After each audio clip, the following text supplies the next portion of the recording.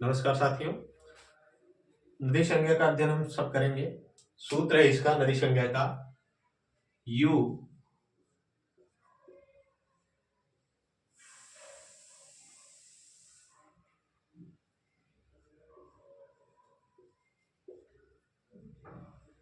स्त्राख्यो नदी। सूत्र क्या है? यू स्त्राख्यो नदी। यू और स्त्राख्यो में यहाँ वर्ण भूल गए, रुक गए।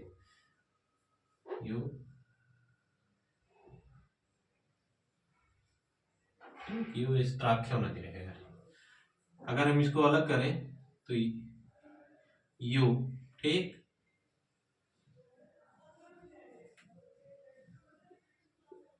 स्त्री आख्यो नदी ये कहेंगे, ठीक। यू स्त्राख्यो नदी को अगर हम अलग अलग कहें, पदच्छेद करें इसका, तो लिखेंगे यू स्त्री आख्यो नदी। यू यानी यू अगर कहेंगे तो यू माने इकार, बड़ी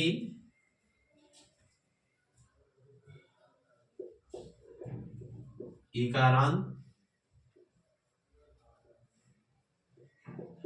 और उकारांत।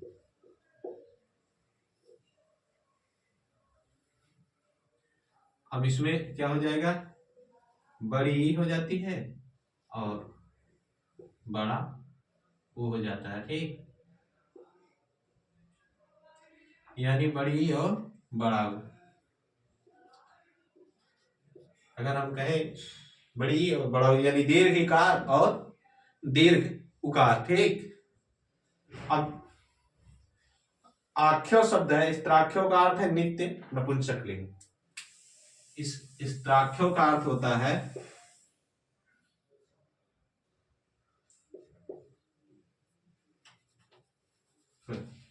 इस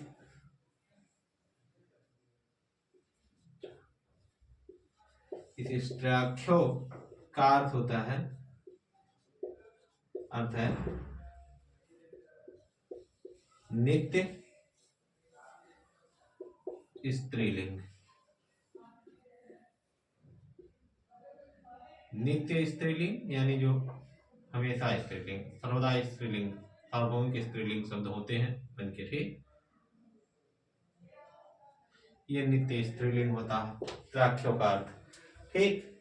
अर्थात अगर हम इसका अर्थ कहें तो इकारांत उकारांत यानी इकारांत और उकारांत। एक मिनट, मार कर गिर गया, उठा के दीजिए, उसको रख दीजिए। अर्थात हम कहें तो इकारांत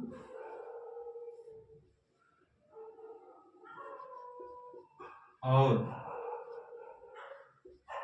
उकारांत,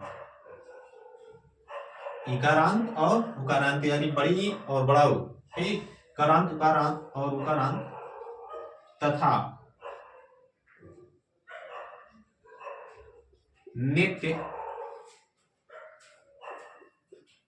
स्त्रीलिंग, नित्य स्त्रीलिंग जो शब्द है, नित्य स्त्रीलिंग शब्दों की नदी संज्ञा होती है। नदी संज्ञा होती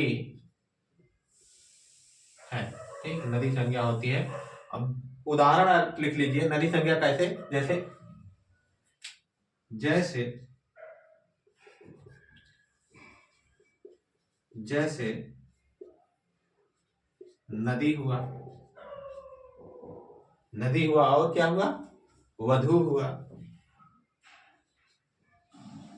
दीर्घ उकार में है, ठीक। ये दीर्घ इकार में और ये दीर्घ उकार में। नदी हुआ और वधु हुआ, गौरी हुआ, ठीक, आदि बहुत सारे शब्द हैं, ठीक। जो दीर्घ इकार वाले आते हैं, नदी हुआ, वधु हुआ, वधु तो जो है आपका दीर्घ उकार में आ जाएगा, गौरी हो जाएगा। जो दीर्घ इकार सब युक्त शब्द है नदी, गौरी आदि। इस नित्य स्त्रीलिंग शब्द और वधु, इनकी जो है नदी संज्ञा होती है, और इनसे जो शेष हो बच जाएंगे।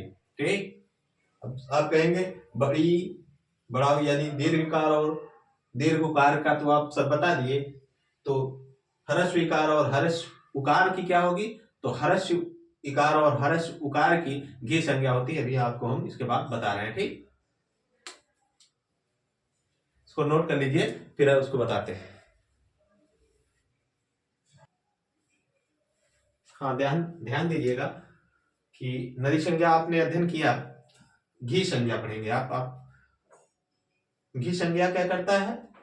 शेषो घ सख। इसको अगर हम अलग करेंगे तो जो होगा वह रूप कुछ इस प्रकार होगा। ठीक, मार्कर उठा कर दीजिए जी, गिर गया है। ठीक,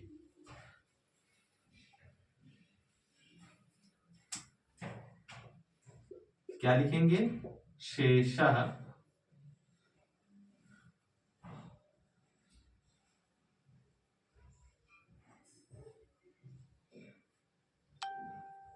घी असखी, शेषः घी असखी,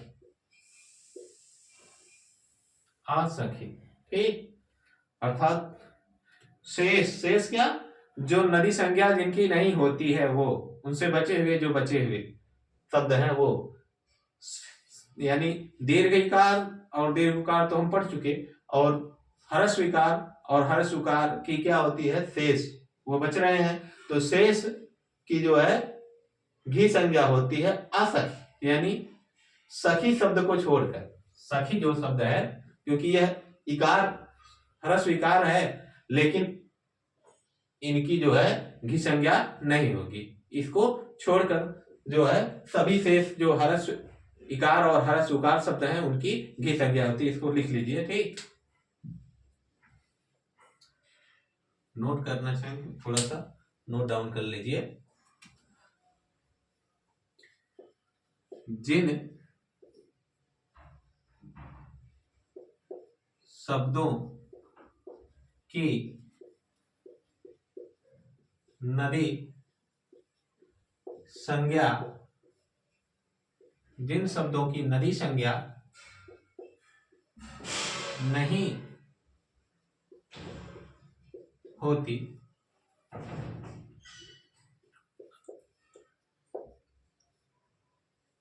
ऐसे ह्रस्व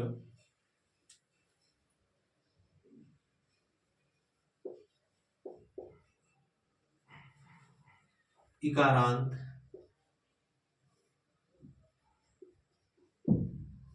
और उकारांत, ह्रस्व इकारांत और उकारांत शब्दों की घी संज्ञा होती है। घी संज्ञा होती, ठीक, घी संज्ञा होती है,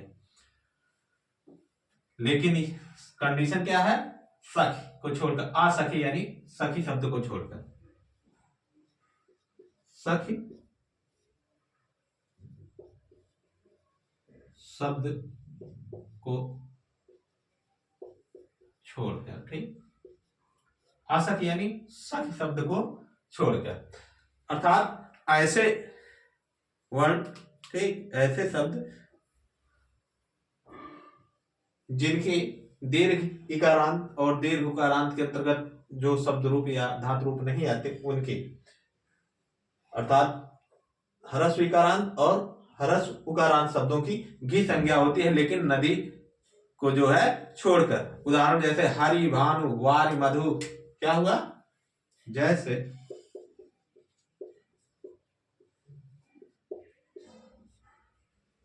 हरि, वारि, हरि हुआ, वार हुआ, और बोलो जी, भानु हुआ। भानु माने सूर्य, वारि माने जल, हरि माने हरि, हरिना, हरि हरि हरया, हरि शब्द का ठीक रूप चलता है। वा, और फिर मधु, मधु, मधु, मधुनी, मधुनी, ये शब्द रूप चलता है ठीक। ये बहुत इंपॉर्टेंट है, इनसे अधिकतम प्रश्न पूछा जाता है इनका शब्द रूप। हमने अपने चैनल पर इसकी 60 वीडियो इन रूपों की जो है उपलब्ध कराई है, आप उसको 15 सेकंड में देख सकते हैं। जितने भी शब्द रूप और धातु रूप जो महत्वपूर्ण है, प्रमुख हैं, उनको जो है हमने अपने इसी चैनल पर पढ़ाया है ठीक। आप उसको देख लीजिए, 60 वीडियो के रूप में उपलब्ध है, वो 1 मिनट की वीडियो है ठीक। लेकिन एक शब्द और है, ध्यान दीजिएगा, पति शब्द, पति जो होता है, नोट लिख लीजिएगा। कहेंगे पति भी तो आएगा, पर पति पे जो है यह नहीं चलता है ठीक। लिखिएगा, पति शब्द समास होने पर घी संज्ञक होगा, घी संज्ञक, घी संज्ञक होगा। जैसे भूपति हो जाएगा तब ठीक, जैसे भूपति,